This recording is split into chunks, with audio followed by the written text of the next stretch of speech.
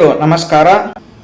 The motor vehicles act 1988 ನ section 166 ನ ಪ್ರಕಾರ ಮೋಟಾರ್ ವೆಹಿಕಲ್ ನಿಂದ ಆಕ್ಸಿಡೆಂಟ್ ಸಂಭವಿಸಿದ್ರೆ, ಆ ಆಕ್ಸಿಡೆಂಟ್ ನಿಂದ ಇಂಜುರಿ ಅಥವಾ ಡೆತ್ ಆಗಿದ್ರೆ, ಆಕ್ಸಿಡೆಂಟ್ ನಿಂದ ಆದ ನಷ್ಟದ ಸಲುವಾಗಿ ಕಂಪೆನ್ಸೇಷನ್ ನ ಪಡೆಯಲು ಈ ಒಂದು ಸೆಕ್ಷನ್ ಅಡಿಯಲ್ಲಿ ಅಪ್ಲಿಕೇಶನ್ ಅನ್ನ ಕ್ಲೇಮ್ ಟ್ರಿಬ್ಯುನಲ್ ಎದುರುಗಡೆ ಫೈಲ್ ಮಾಡಬಹುದು.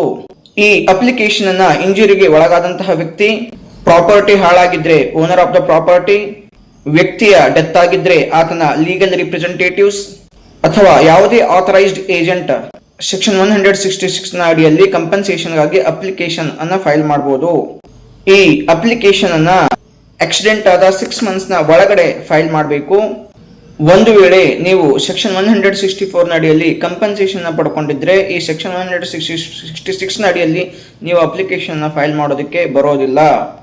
ನೀವು ಕಂಪೆನ್ಸೇಷನ್ ಗಾಗಿ ಅಪ್ಲಿಕೇಶನ್ ಅನ್ನ ಆಕ್ಸಿಡೆಂಟ್ ಎಲ್ಲಾಗಿದೆಯೋ ಆ ಸ್ಥಳದಲ್ಲಿ ಅಥವಾ ಕ್ಲೆಮೆಂಟ್ ತಾನು ಯಾವ ಸ್ಥಳದಲ್ಲಿ ಉಳ್ಕೊಂಡಿರ್ತಾನೋ, ರೆಸಿಡೆಂಟ್ ಆತನ ಎಲ್ಲಿ ಇರುತ್ತೋ ಅಲ್ಲಿ ಆ ಕಂಪೆನ್ಸೇಷನ್ ಗಾಗಿ ಅಪ್ಲಿಕೇಶನ್ ಫೈಲ್ ಮಾಡಬಹುದು.